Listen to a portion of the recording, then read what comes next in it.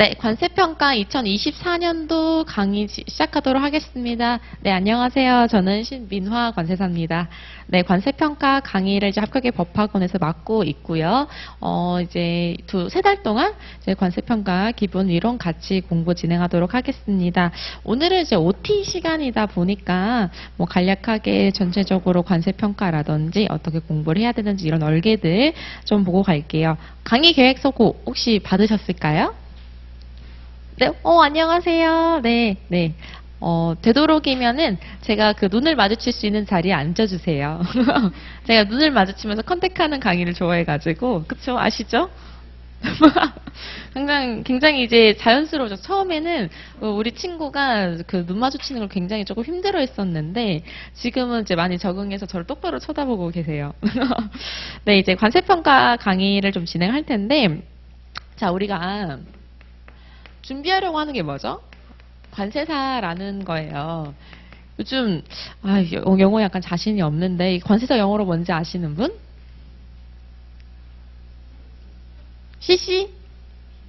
CCA야 이제 바뀌었어요.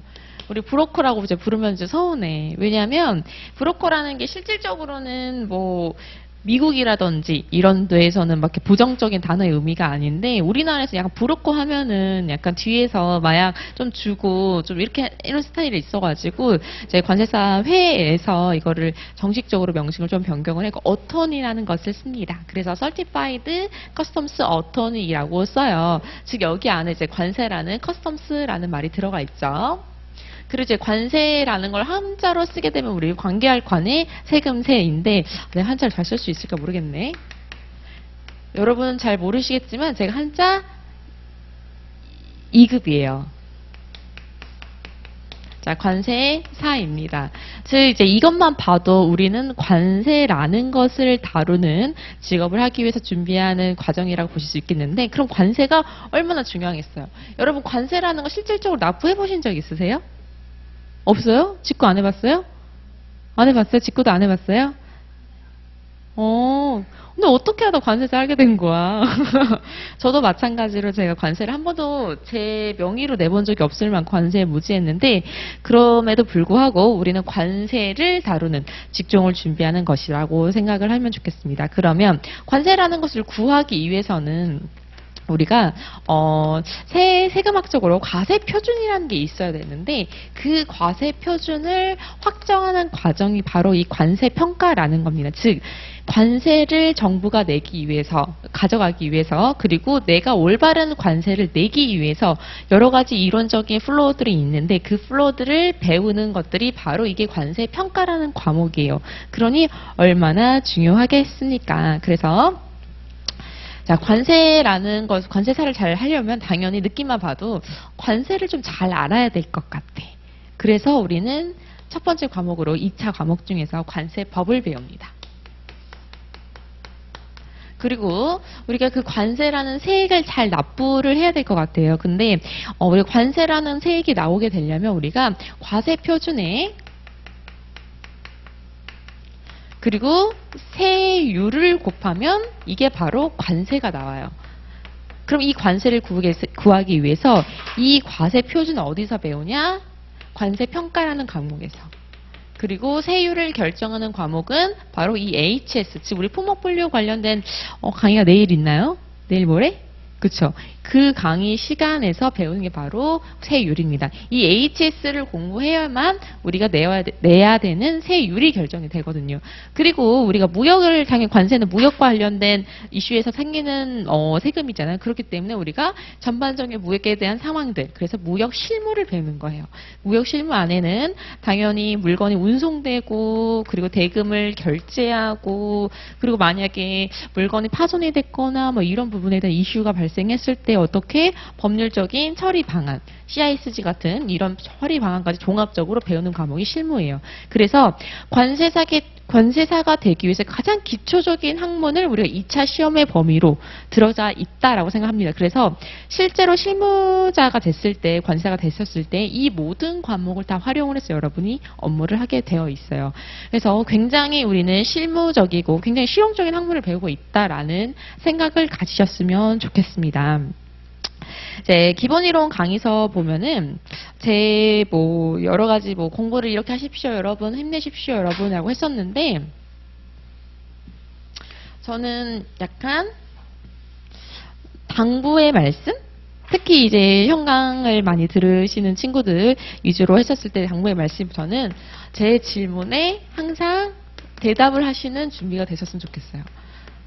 현강의 매력이라는 게 뭐 인강도 당연히 마음속으로 대답하실 수 있지만 이런 거잖아요. 소통이고, 그리고 제가 어떤 수강생들의 리뷰를 들었었는데, 내가 이렇게 저는 이제 별명을 부르기도 하지만 실명을 거론하기도 해요. 그래서 땡땡 너 실제 지급 가격 정의 한번 말해봐 이렇게 했는데, 그게 그렇게 무서워서 복습을 했다고 하더라고. 저는 그렇게 바로바로 물어봐요. 그래서 여러분이 기본 강의니까 엄청 딥하게 암기를 해라 라는 말씀은 절대 안 드리겠지만, 만약에 그 범위, 정말 최소한의 범위는 좀 외워줘야 되거든. 그 범위는 무조건 복습을 하고, 그래서 제가 문의드렸던 이 질문에 대한 대답을 할 수 있도록 준비를 하시는 게 가장 중요하다고 생각을 합니다. 그리고 두 번째, 출석을 좀 자주 해주세요. 그리고 인강도 마찬가지예요. 꾸준히 들어주세요. 왜냐하면 한 번 놓치면 듣기 싫어. 그리고 모았다가 하면은 복습도 하기 싫고 그냥 그게 휙 날아가는 것 같아요. 그래서 특히 현강 학생들 같은 경우에는 막 발걸음이 무겁잖아. 오늘은 하루 쉴까? 무조건 출석을 해서 그냥 앉아만 있더라도 본인이 정말 공부하기 싫은 날 더욱더 와야 돼. 왜냐? 앉아만 있어도 공부가 되거든. 수업이라는 게 그런 거잖아요. 먹여주는 거야. 그렇기 때문에 항상 출석률이 좋았으면 좋겠어요. 그 다음에 마지막으로 복습. 복습할 분량이 그렇게 많지는 않을 거예요. 왜냐하면 거의 뭐 이야기 해주는 듯이 재밌지? 어렵지? 뭐 이것만 외워와 이 정도만 수준을 할 건데, 그럼에도 불구하고 내가 배웠었던 부분에 대해서 한번 읽기라도 해보기, 혹은 밑줄 친 부분을 다시 한번 읽거나, 혹은 내가 밑줄을 선생님이 안 쳐줬다고 하더라도 내가 그걸 넘기지 말고 밑줄 쳐서 중요한 부분이 뭐가 있을까라는 것들을 보고 오기. 이 세 가지만 열심히 해준다면 기본서 파트에서는 크게 문제 없이 우리가 잘 열심히 해나갈 수 있지 않을까라는 생각이 좀 듭니다. 그래서 오늘부터 저희는 관세 평가를 공부를 할 거예요. 그래서 너무너무 기대가 되죠? 맞다. 내 소개를 안 했네. 내 소개. 이거 내 소개 파트가 있어야 되는데 깜빡했어. 잠시만요. 너무 덥지 않아요?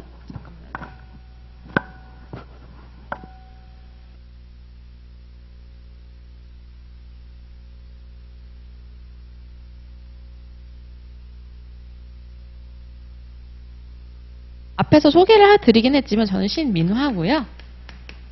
네. 여러분이 잘 알고 계시는 뭐 대형 법인 중에서 대형 법인 중에 하나를 다니고 있습니다. 거기서 저는 컨설팅, 뭐 관세 심사라든지 이런 업무 주로 많이 하고 있고요. 그리고 이제 대기업 위주의 고객사들에 대해서 법률 자문 쪽을 좀 맡아서 좀 진행을 하고 있습니다. 그래서 굉장한 다양한 사례라든지 여러 가지 이슈에 대해서 잘 알고 있는 부분도 있으니까 이런 부분들 많이 질의해 주시면은 제가 그때 뭐 그날 이슈가 됐었던 부분들 사례 녹여가지고 여러분이 소개해드리는 시간을 한번 갖도록 할게요. 자, 그러면 관세 평가에 대해서 우리 한번 공부를 해보도록 하겠습니다.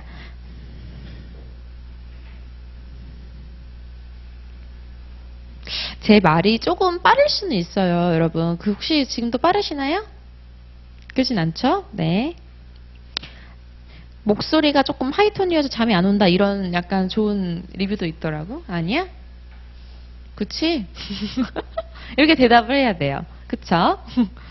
힘들겠지. 그렇지만 이겨내야 돼. 자, 이제 관세평가라는 부분들 이제 말씀드려 볼게요. 자, 우리가 뭔가 물건을 살 때에는 항상 등장하는 친구들이 있어요. 그게 바로 판매자와 구매자입니다. 자, 우리는 관세평가, 즉 관세라는 것을 매기기 위해서는 무역이라는 게 일어나야 돼요. 무역이 뭐예요? 물건이 해외에서 우리나라에 들어오는 것들, 그리고 혹은 우리나라 물건이 나가는 것들, 즉 무역의 국제적인 이동이 일어나야 우리는 관세라는 게 생기게 됩니다. 그래서 판매자와 구매자는 어떠한 물건에 대해서 가치 판단을 하게 되죠. 근데 그 가치 판단의 수단이 뭐예요? 바로 가격이에요. 자, 판매자가 A라는 물건을 팔려고 해요. 근데 구매자한테 이거에 대한 가치를 설명할 길이 뭐가 있겠어요? 바로 가격입니다. 자, 그래서 이 모든 관세평가의 기본은 다 가격이에요. 실질적으로 우리 관세법에서는 과세표준, 즉 관세의 과세표준을 구할 때는 두 가지를 예를 들고 있거든요. 과세표준.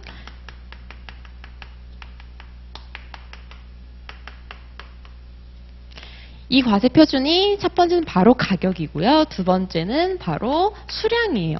수량을 기준으로 우리가 세금을 매기는 것도 있다라고 하냐고요? 즉, 한 개면은 세금이 얼마, 두 개면 세금이 얼마, 이렇게 세금을 매기는 경우가 있다고요? 라고 했었을 때 우리가 있습니다. 그게 단 하나, 85235라고 하는 영화용 필름이에요. 자, 그럼 85235 우리 아직 안 배웠죠? 85235가 뭔가 했었을 때 간략하게 우리 AHS를 공부하시기 전에 친구들에게 설명을 드리고자 한다면 온 세상의 모든 물건에는 우리가 AHS 코드를 다 부여할 수 있는 마법 같은 일이 있어요. 즉 우리가 전화번호부라고 얘기를 하는데 이거는 몇 호, 즉 숫자로 얘기를 하는 거예요. 그래서 관세사들과 관세사를 얘기를 하셨을 때에는 너 요즘 뭐 85235 통관하니? 8472로 통화하니? 이런 식으로 얘기를 해요. 그 자체가 물건을 지칭하는 표현입니다. 그렇기 때문에 8523호로 분류되는 영화용 필름 같은 경우에는 그 수량의 기준에 따라 세율을 부과를 합니다. 그것 외에는 우리나라 다 가격 기준, 즉 일반적으로 우리가 상거래에서 발생하는 판매자가 구매자 간의 물건을 팔고자 할 때 그 가치를 어떻게 표현하고 있다? 가격으로 표현하는 그 가격, 즉 프라이스라는 친구를 우리는 과세 표준으로 보고 있어요. 자, 그러면 가격을 과세 표준으로 보고 있는데 이 가격의 문제점이 뭘까요? 가격의 문제점은 뭐냐면 판매자랑 구매자랑 합의만 하게 되면 자기 입맛대로 언제든지 뭐든 바꿀 수 있다라는 거예요. 즉 가격이 A라는 어느 날 똑같은 물건이고 똑같은 동전, 동실 또는 유사 물품인데 A라는 친구한테 사면은 100원이고 B라는 친구한테 사면은 500원이고 C라는 친구가 사면은 무상이야. 이렇게 되면은 똑같은 물건을 수입을 했는데 과세관청이 있죠. 즉 우리 세관님께서는 뭐야 어떤 친구한테는 관세를 하나도 거둘 수가 없고 왜냐면 과세표준이 0이면은 세율 곱해도 0이잖아. 어떤 친구한테는 100에서 기준으로 해가지고 뭐 10%라고 하면은 10원을 거둘 수 있고 어떤 친구한테는 500원을 얘가 신고를 해서 10%라고 얘기를 하면은 50원이고 너무 불합리하다는 이거지. 안 되겠다. 그러면 심지어 우리가 무역이라는 그릇으로 봤을 때에는 이 가격이 어떤 기준으로 약간 악용되냐면 보호무역주의 이런 무역 장벽 루스로 활용이 되기도 합니다. 즉, 자, 이 구매자를 이제 약간 조금 더 업그레이드 버전으로 생각을 하게 되면 얘는 수입국. 얘는 약간 판매국으로 볼게요. 수출국. 그러면 수입국 입장에서는 나는 우리나라 물건 신토부리만 잘 흥하게 하고 싶어. 그러니까 외국에 들어오는 애들을 다 막아버리고 싶어. 그래서 내가 어떤 관세 평가인 절차를 내부적으로 자의적으로 결정을 해서 우리 수입국 과세관청님께서 막 가격을 높게 만든 관세 표준을 막 높게 신고할 수밖에 없게 만들어버리는 그 가격 자체를. 그렇게 되면은 갑자기 보호무역주의가 엄청 심해지겠죠. 우리는 지금 뭐예요? 프리트레이드, 즉 자유무역을 지금 추구하고 있는 상황에서 이런 식으로 가격이라는 것은 약간 악용될 가능성도 있고 거기에 대해서 어떠한 기준도 세워지지 않으니까 각각의 그 나라마다 자기 마음대로 가격을 결정하고 과세표준을 결정하고 그래서 문제가 발생을 했던 거예요. 그래서 우리는 이제 나라들끼리 모여가지고 우리 이렇게 하지 말자. 아무리 각국의 뭐 법이라고 하지만 이렇게 자유무역을 이렇게 막 조장한 이 사회의 그룹에서 가격을 즉 관세 표준인 과세 가격의 기준 과세 표준을 마음대로 결정하게 놔둬서는 안 된다. 우리 특정 국가들은 합의를 해서 똑같은 기준에 의해서 우리 과세 가표를 구하도록 하자. 그래야 우리가 공평하다라고 했던 게 여러 가지 좀 이슈가 발생을 했었고요. 그래서 우리가 여러 가지 협정을 맺게 됩니다. 자, 우리 이렇게 가격 마음대로 신고하면 안 된다. 우리 정합한 규정에 의해서 우리가 가격을 신고하도록 하자. 그래서 세액을 정확하게 걷도록 하자라고 진행을 한 게 바로 여러 가지 협정들이 있는데 그게 바로 총소를 넘어서 관세평가의 영역을 지금 공부하고 있어요. 첫 번째로 바로 가트 제7조가 형성이 되는 거예요. 자, 좀 지우고 얘기할게요.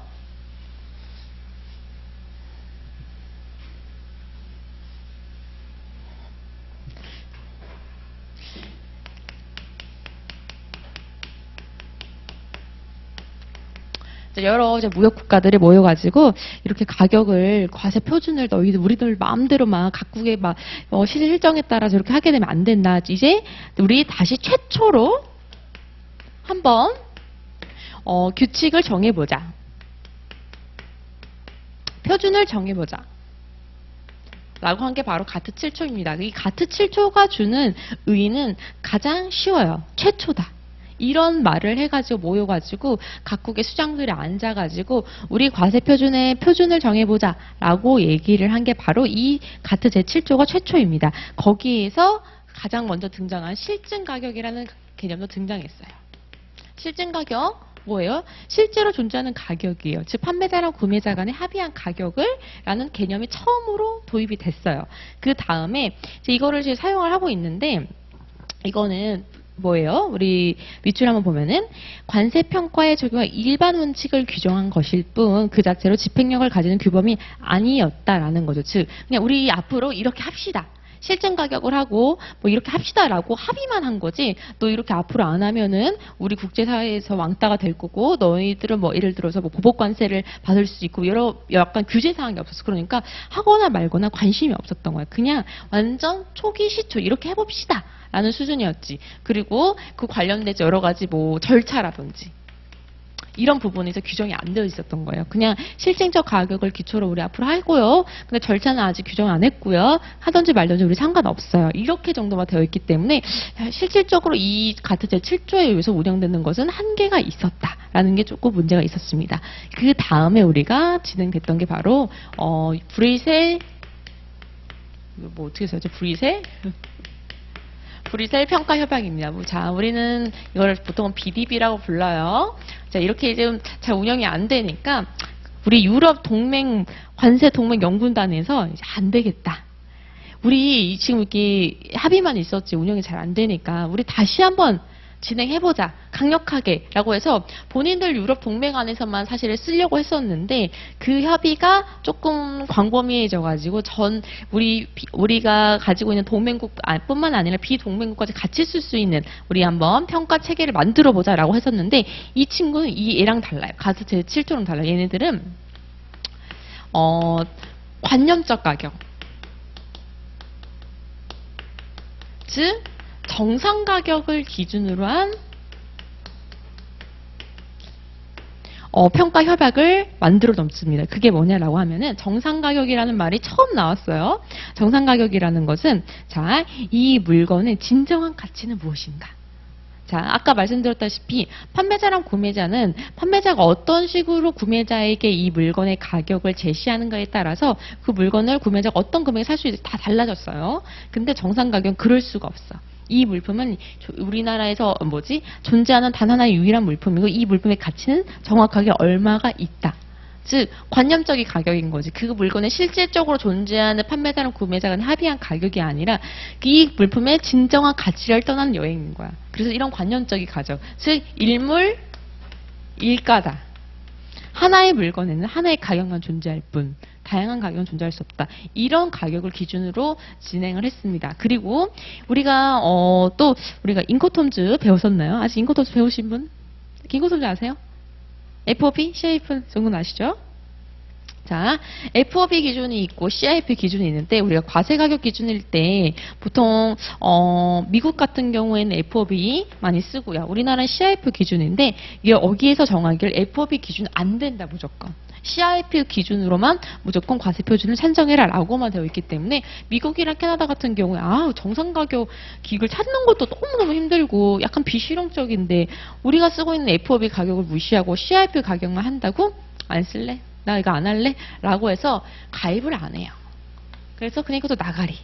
즉 이제 실효성이 없어지는 게 된 거죠. 그래서 브뤼셀 평가 협약도 우야무야 그렇게 흘러가게 됩니다. 그래서 좀 시간이 또 지나서 안 되겠다.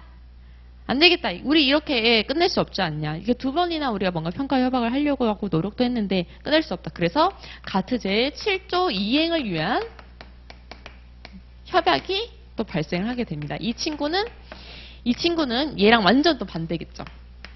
왜냐면 얘를 기초로 한 거니까. 그래서 이 가트 제7조 이행을 위한 협약은 당연히 그 가격의 가격의 기준이 얘랑 다르겠죠. 관념적 가격이 아니라 뭐냐? 실증적 가격이에요. 실증적 가격이 뭐냐? 실제로 존재하는 가격이라는 거죠. 즉 구매자랑 판매자 간의 합의해서 내가 실질적으로 구매자 돈을 지급한 그 가격, 실제 합의한 가격을 기준으로 하고 있고, 얘네들은 뭐냐고 했을 때 거래 가격, 실제 거래 가격을 얘기를 하고 있습니다. 그래서 가트체 7초 같은 경우에는 FOB 기준과 CIF 기준을 반드시 뷰리셀 평가협박 같은 경우에는 무조건 CIF 기준으로만 해라고 해서 선진국들에 대한 가입에 대한 그런 니즈가 떨어졌다라고 했었잖아. 근데 여기는 그거를 보완을 해서 FOB도 되고 CIF도 된다. 너희들 마음대로 하렴이라고 얘기를 했어요. 그렇지만 가트체 이행을 위한 협약 너무너무 좋았어요. 우리가 실질적으로 배우려고 하는 이 평가 협약의 기초가 이 가트체 7조 이행을 위한 협약이에요. 단 하나의 문제점이 있었냐, 바로 집행력이 없었어요. 집행력이 뭐냐면 이 가트체 이행을 위한 협약을 가입을 해도 되고 말아도 되는 거야. 그냥 내가 봤는데 내용이 좀 별로야. 나는 내 보호무역주의 내 마음대로 할 거야 라고 하면 할 필요 없었던 거죠. 근데 이거를 아예 종속화시켜 무조건 지키게 만들게 한 게 뭐냐면, 우리가 WTO라는 단체 아시죠? 그쵸? 우리나라 WTO 국가예요. 이 WTO라는 단체의 부속소로서 만들어버려요. 그런 즉슨 WTO를 가입하고자 하는 친구들, 가입한 애들은 무조건 이 협약의 근거에서 관세 평가를 해야 된다는 거예요. 그래서 바로 강제성이 그제 생깁니다. 우리나라 같은 경우에는 WTO 가입 국가이기 때문에 이 강제성을 가지고 있어서 이 가트체 7조 이행을 위한 협약 그 관련된 내용을 어디다 다 쏟아 부어놨다? 관세법에 쏟아 부어놨습니다. 그 관세법은 관세법 제30조에서 35조에 규정되어 있고요. 그 30조에서 35조와 붙어있는 시행규칙, 시행령, 시행규칙, 그리고 제일 중요한 거 관세평가 운영에 관한 고시. 여기까지 세트로 해가지고 우리가 이렇게 합쳐서 가지고 공부를 배우게 됩니다. 그래서 실질적으로 우리 공부의 범위가 뭐냐라고 했었을 때 이 관세법 비, 관세법 시행령 비, 관세평가 운영에 관한 고시와 WTO 평가 협약 그 부속서로 되어 있는 우리 관세평가 협약을 배우는 거다라고 보시면 될 것 같아요. 그래서 관세평가의 공부 범위는 여기서부터 여기까지가 되겠습니다. 관세법의 조항만 만으로 했었을 때는 관세법 제30조부터 35조까지니까 굉장히 조금 작아 보이지 않아요? 약간 만만해 보이지 않아요? 우리 희안님은 공부하실 때 제일 관세평가가 만만했습니까? 어려웠어요? 진짜? 내가 잘못 가르쳤나 본데? 저는 처음 시작할 때 관세 평가가 제일 만만하다고 생각을 했어요. 왜냐면 법도 작고 관세법은 심지어 막 엄청 막 200, 300, 지금 300 몇 조까지 있나? 200 몇 조까지, 300 몇 조까지 있고 벌칙 외우고 막 과태료 외우고 너무 머리 아픈데 관세평가는 조금 심플하잖아. 30조, 35조, 시행령, 시행규칙, 그리고 뭐 뭔가 또 사례가 막 툭툭 튀어나오니까 좀 재밌는 것 같고. 근데 항상 하는 말이 뭐냐, 막상 쓰려고 하면 안 써진다. 그리고 약간 그건 잘 다른 과목을 제가 채점해보진 않았겠지만 뭐냐면 약간 논술력도 약간 필요해요. 제 생각에는. 왜냐면 그 사례를 분석하고 사례에 정합한 법을 갖다 쓰고, 근데 그거를 구구절절 다 쓰는 게 아니라 내가 필요한 문장을 80분 안에 한두 개 써줘야 되기 때문에 관세평가는 어느 정도 논술력도 조금 필요하다라는 좀 생각이 들어요. 그래서 여러분한테 말씀드리고 싶은 건 관세평가라고 해서 범위가 작다라고 생각이 저는 안 들고, 그리고 오히려 뭐 쉬운 과목도 절대 아니다라는 생각이 듭니다. 자, 그럼 우리 페이지 4페이지 가서 중요한 거 한번 밑줄 치고 가보도록 할게요. 총설부터 볼까요? 자, 세 번째 문단이죠. 자, 여기서 우리가 배우고자 하는 관세평가란 WTO 평가협정비 관세법의 규정에 의거 수입 물품의 과세 가격을 결정하는 일련의 절차와 방법을 말한다. 이게 바로 기초고요. 자, 수입 물품의 과세표 수량을 수량을 기준으로 정하는 것을 종량세, 그리고 가격 기준을 정하는 종가세라고 하고요. 종량세는 우리나라 같은 경우 필름 한 종류에 해당한다라고 보실 수 있겠습니다. 그리고 관세평가 연역에서 가트 제7조 보도록 할게요. 그리고 마지막 줄, 최초의 국제표준이 출현하게 된 것이다. 그리고 수입물품의 가격은 실제 가격에 기초하여야 된다라고 체크해 주십시오. 그리고 그 다음 페이지 5페이지, 그러나 자, 한계겠죠. 가트 제7조 자체는 관세평가에 적용할 일반 원칙을 규정한 것일 뿐 그 자체로 집행력을 가지는 규범은 아니었다. 그리고 프리셀 평가 협약 보도록 할게요. 그 다음에 조금 밑으로 내려가서요. 그 두 번째 줄, 가트 제7조를 기초로 한 관세평가에 관한 최초이자 유일한 국제 규범이었다. 그리고 브리셀 평가협은 일물 일가의 관념적 가격을 정상 가격으로 채택하고 CIF 가격을 채택함으로써 운임과 보험료를 과세 가격에 포함하였다라고 되어 있습니다. 그리고 마지막 위에서 네 번째 줄, 다양한 형태의 거래 실상을 인정하기보다는 하나의 물품에 하나의 가격만이 존재하는 원칙으로 인정하고 일물 일가, 너무 추상적이다. 정상 가격을 찾는 과정들이, 그리고 미국, 캐나다 등이 참여하지 않아서 국제협정에 대한 한계가 가지고 있었다. 그 다음 가트 평가 협정입니다. 가트 평가 협정 같은 경우에 자, 두 번째 문단에서 또한 가격 개념에 있어 BDP 평가의 일물 일가의 관념적 가격 대신 판매자와 구매자 간의 실제 가격을 인정하는 일물 단가의 실증적 개념을 채택하도록 하였다라고 되어 있습니다. 그리고 실제로 지급하였거나 지급하여야 기초하는 관세평가 체제를 확립하였고 국제 운송 비용비, 보험료의 과세 가격 포함도 체약국이 일임하도록 하는 등 이게 바로 뭐냐면 FOB 가격을 선택할지 CIF 가격을 선택할지 체약국의 선택에 맡겼다라는 말입니다. 그리고 관세평가 방법 6가지를 정형하였다. 즉 가트 제7조 같은 경우에는 어떠한 정형화된 프로그레스가 없다라고 했었는데 여기 가트 제7조 이행을 위한 협약 같은 경우에는 그 프로그레스를 명확하게 기재를 하고 있다라는 것들입니다. 그리고 WTO 평가 협정 같은 경우엔 위에서 네 번째 줄, 모든 WTO 평가 회원국은 자동적으로 해당 협정의 이행 의무를 가진다라고 되어 있습니다.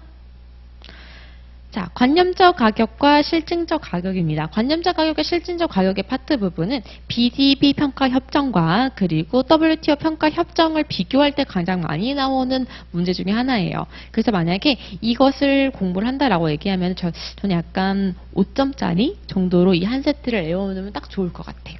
그래서 관념적 가격과 실증적 가격을 약간 이런 식으로 표를 하나 만들어 놓으면 좋지 않을까? 관념적 가격, 실증적 가격. 자, 이 정의도 외워줘야겠죠. 상호 독립된 구매자와 판매자 간의 거래에서 판매되어야 마땅할 가격. 이게 관념적 가격이죠. 왜냐? 하나의 가치를 찾아가는 거기 때문에 이 물건이 가져야 될 가치가 얼마나 마땅한지에 대해서 체크를 해봐야 된다는 거죠. 그래서 정상 가격이라는 것은 판매되어야 할 마땅한 가격을 얘기를 하고 있고요. 이게 바로 그 가격을 우리가 정상 가격이라고 합니다. 그 정상 가격이란 상호 독립적인 구매자, 판매자 간에 공개시장의 판매에서 관세가 지급돼야 하는 때에 판매되는 가격이라고 정의해서 이 관념적 가격론에서는 이 나라의 모든 존재하는 물건에는 무조건 하나의 가치는 있다. 그 가치를 한번 찾아봐라 라는 물건으로 생각합니다. 그래서 일물 일가라고 얘기하죠. 그래서 이 관념적 가격에서는 이 물건의 가치는 거의 정해져 있는 것과 다름이 없기 때문에 추가적인 판매자와 구매자 간의 별도의 합의에 의해서 발생되는 이 할인, 특별 할인의 개념에 대해서는 부인을 합니다. 자, 판매자가 구매자 간에 있어서 내가 어떠한 사유로 너한테 이거를 50원 할인해 줄게. 이런 거 자체가 인정이 안 된다라는 거지. 이거 물건에 대한 가치는 정해져 있기 때문에 당연히 반대적인 실증적 가격이라는 마땅한 가격이 아니라 실제로 판매된 가격입니다. 그걸 우리는 지겹도록 이제 부르겠지만 거래 가격이라고 불러요. 즉 판매자랑 구매자 간에 실제로 지급할 거나 지급해야 할 금액, 이 거래 가격이라고 부르고요. 그래서 이 실질적 가격 전제안에서는 일물 일가가 아니라 일물 몇 가예요?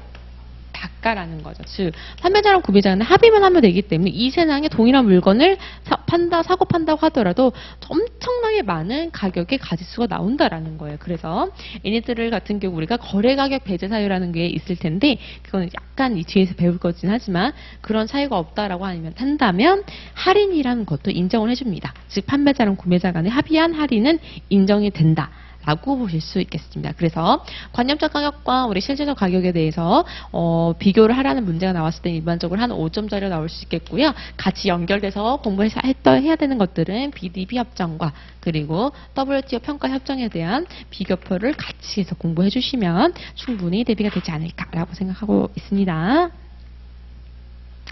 자, 참고 자료는 여러분 참고해서 보시면 될 것 같고요. 우리가 한 5분만 쉬고 얘기할게요.